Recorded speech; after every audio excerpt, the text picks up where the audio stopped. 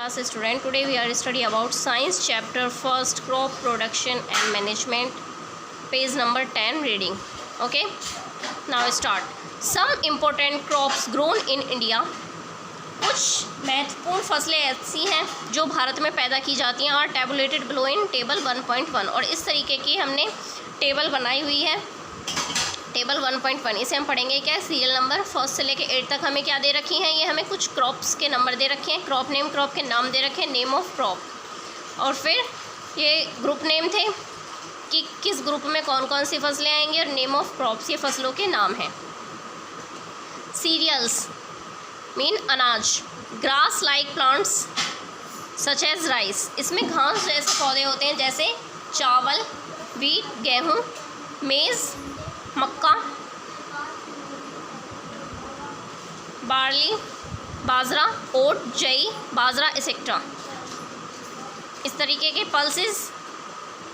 दालें, दूसरे जो ग्रुप नेम है वो दालें। दालें कौन कौन सी होती हैं, यूग्मीनियस प्लांट सच एज लेंटिल्स, फली वाले पौधे जैसे मसूर की दाल, ग्राम, चने, बीन्स एक्सेट्रा। बेवरेजेस, पेय पदार्थ में क्या क्या आ सकते हैं, टी, कॉफ़ी, कहावा, कोकोआ, ये भी कहाँ पे होती है, इंडिया में ही होती है। शुगर, शुगर के अंदर sugar cane and beetroot, sugar cane, गन्ना, बीटरूट, चुकंदर। स्पाइसेस में, स्पीसीज में ये क्या है हमारे मसाले, क्यूमिन, ज़ीरा, कोरिएंडर, धनिया, चिलीज़, मिर्च, पीपर एक्सेट्रा। फ्रूट्स एंड वेजिटेबल्स, फल और सब्जियों में मैनी टाइप्स के फल और सब्जी इंडिया में होते हैं। ऑयल क्रॉप्स, तेल वाली फसलें कौन कौन सी हैं, मस्टर्ड, सरसों का तेल, ग्राउंडनट, सोयाबीन, कोकोनट, सनफ्लावर, इस तरीके की ऑयल क्रॉप्स हमारे इंडिया में उगाई जाती हैं। फाइबर क्रॉप कौन कौन सी हो सकती हैं, जैसे कॉटन, जूट, हेम्प, भांग, फ्लक्स, सन एक्सेट्रा। इस तरीके की जो फसलें हैं वो इंडिया में पैदा की जाती हैं। ठीक है। Each type of crop require a particular condition of climate, प्रत्येक प्रकार की जो फसल है वो अपने लिए एक पर्टिकुलर कंडीशन का क्लाइमेट चाहती है, ये एक अपने एक निर्धारित मौसम में ही होती है। And soil type for its cultivation, और इसकी कृषि करने के लिए हमें सॉइल का चयन भी करना पड़ता है क्योंकि हर तरीके की मिट्टी में हर फसल नहीं होती है। India is a vast country in which climate condition very greatly in different regions. जो भारत है ये क्या है, एक बड़ी कंट्री है और इसमें जो क्लाइमेट का जो कंडीशन है वो क्या होता है, चेंज होता रहता है, और ये बहुत ही अच्छी बात है। यहाँ पे क्या होता है, मौसम बदलता रहता है। And in different months of year, और ईयर के, साल के डिफरेंट अलग अलग महीनों में अलग अलग तरीके का मौसम यहाँ पे देखा जा सकता है। जैसे कभी गर्मी है, कभी सर्दी है, कभी बसंत है, कभी पतझड़ है। ठीक है। Therefore, a rich variety of crops are grown in different parts of India. Bharat के अलग अलग भागों में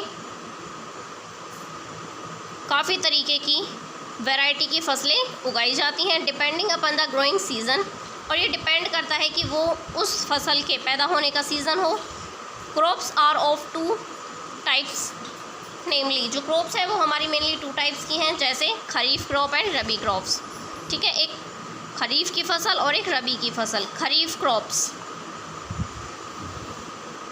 the crops grown in rainy season are called kharif crops, वो फसलें जो बरसात के मौसम में उगाई जाती हैं उसे हम खरीफ की फसल कहते हैं। These are sown in the month of June and July, ये जो फसल है ये जून और जुलाई के महीने में बोई जाती है। And harvested in the month of September और अक्टूबर, और सितंबर से अक्टूबर के महीने में ये फसल काटी जाती है। और कौन कौन सी आती हैं इसमें फसलें, जैसे मेज़, मक्का, पैडी, धान, सोयाबीन, ग्राउंडनट, ज्वार, बाजरा, कॉटन, रुई एक्सेट्रा, और सम खरीफ क्रॉप्स। इस तरीके की कुछ फसलें हमारी खरीफ की क्रॉप हैं। खरीफ क्रॉप कौन सी है, जो बरसात के मौसम में उगाई जाती हैं, जून से जुलाई के महीने में वो बोई जाती हैं, सितंबर से अक्टूबर के महीने में वो काटी जाती हैं। ओके। उसके बाद आती है हमारी रबी क्रॉप, रबी की फसलें। The crops grown in winter are called rabi crops, वो फसलें जो सर्दी के मौसम में बोई जाती हैं उन्हें हम रबी की फसल कहते हैं। These are sown in the month of October and November. और ये अक्टूबर और नवंबर के महीने में बोई जाती हैं and harvested in the month of March and April, और मार्च और अप्रैल के महीने में ये फसलें काट ली जाती हैं। जैसे व्हीट, गेहूँ, ग्राम चना, पी, मटर, लिनसीड, अलसी के बीज etcetera are some rabi crops. इस तरीके की गेहूँ, चना, अलसी के बीज, इस तरीके की जो फसलें हैं ये किस में आती हैं? ये रबी क्रॉप्स में आती हैं, रबी की फसलें में। Besides these mainly vegetables are grown in different month of the year. इसी तरीके से दूसरी तरफ सब्जियां भी कुछ इसी तरीके से अलग अलग महीनों में, साल के अलग अलग महीनों में अलग अलग तरीके से बोई जाती हैं और उगाई जाती हैं। Growing of plants for vegetables, fruits and ornamental purpose on large scale is called horticulture.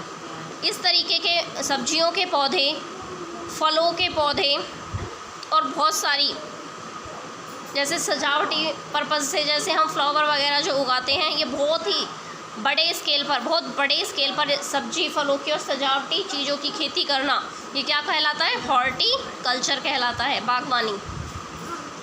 Next topic है हमारा बेसिक एग्रीकल्चर प्रैक्टिस। जो हमारा बेसिक कृषि है उसकी प्रैक्टिस कैसे होती है? In order to raise a crop successfully, जब हमारी फसल बहुत अच्छे तरीके से बढ़ जाती है and it ensure it's good produce, और वो अच्छी पैदा होती है, a farmer carry out several activities called agriculture practices. और इस तरीके की फसलों में जो भी फार्मर द्वारा जो क्रियाएं की जाती हैं उसे हम क्या बोलते हैं? Agriculture practices. दीज आर, सबसे पहले preparation of soil, selection and sowing of seeds, manuring, irrigation, weeding, crop production, harvesting and storage.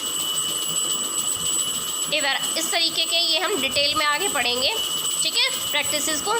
सबसे पहले a variety of tools use during this agriculture practices are called agriculture implements. Tools की different varieties को agriculture में use करना ही क्या कहलाता है? Agriculture implements. कि हमने उस तरीके के टूल्स को अपने एग्रीकल्चर में यूज़ किया है तो वो क्या है? एग्रीकल्चर पे इम्प्लीमेंट्स हैं। Now we shall discuss above agriculture practices in detail. जो ऊपर हमने जितने भी एग्रीकल्चर प्रैक्टिसेस के जो हमने पॉइंट्स दिए हैं उनको अब हम डिटेल में पढ़ेंगे। सबसे फर्स्ट है प्रिपरेशन ऑफ सॉइल, मृदा को तैयार करना, मिट्टी तैयार करना। Soil provides water, nutrients and oxygen for the growth of plants. Soil को हम क्या देते हैं? पानी देते हैं, न्यूट्रिएंट्स देते हैं, बहुत सारे पोषक तत्व देते हैं, ऑक्सीजन देते हैं for the growth of plants, plants को पैदा करने के लिए। Therefore crops are selected according to a particular soil type. और जिस तरीके की हम फसल उगा रहे हैं उसी तरीके की हमें मिट्टी तैयार करनी पड़ेगी। Example, black alluvial soil is the best soil for the growth of cotton. जिस तरीके से जैसे हमें रुई की फसल अगर उगानी है तो उसके लिए हमें ब्लैक सॉइल की रिक्वायरमेंट पड़ेगी, ठीक है। तो जिस तरीके की हमें फसल उगानी है हमें उसी तरीके की क्या होगी? सॉइल प्रिपेयर करनी है। Soil preparation is the primary step of getting healthy produce. हमें हेल्दी प्रोडक्शन करने के लिए सबसे पहले हमें जो स्टेप अपनाना है वो है सॉइल प्रिपरेशन की। हमें अपनी सॉइल को अच्छे से प्रिपेयर करना है। It involves 3 steps. Soil prepare करने के भी 3 स्टेप होते हैं, ठीक है। सबसे प्लोइंग, लेवलिंग एंड मैन्योरिंग, ठीक है। सबसे पहले है प्लोइंग। प्लोइंग मतलब जुताई। The process of loosening and turning over the soil is called ploughing और टिलिंग। अपनी सॉइल को लूज़ करना छोड़ना, मतलब उसमें इतने पोर हो कि उसमें ऑक्सीजन ईजिली पास हो जाए, ठीक है। और टर्निंग, ऊपर नीचे सॉइल को करना, ये क्या होता है? हमारा प्लोइंग, जुताई या फिर और टिलिंग या फिर खेत को जोतना होता है। The implements used for ploughing are plough, hoe and cultivator. और इस तरीके की सॉइल को प्रिपेयर करने के लिए हम किस तरीके से इम्प्लीमेंट करते हैं? हल से, फावड़े से या फिर कल्टीवेटर से। ये देखो, ये हल से ये किसान बैल के साथ क्या कर रहा है? खेत की जुताई कर रहा है। ये सॉइल प्रिपेयर होती जा रही है पीछे पीछे। और ये क्या है? प्लो, हल। और ये क्या है? कल्टीवेटर। इससे भी क्या होती है? सॉइल प्रिपेयर होने का काम करते हैं हम, ठीक है। सॉइल को ऊपर नीचे और लूज़ करने का काम करते हैं इससे हम। ओके 7th क्लास, ये थी हमारी chapter 1 crop production and management, page 10। Reading, इसको आपको अच्छे से रीड करना है। Okay class, thank you.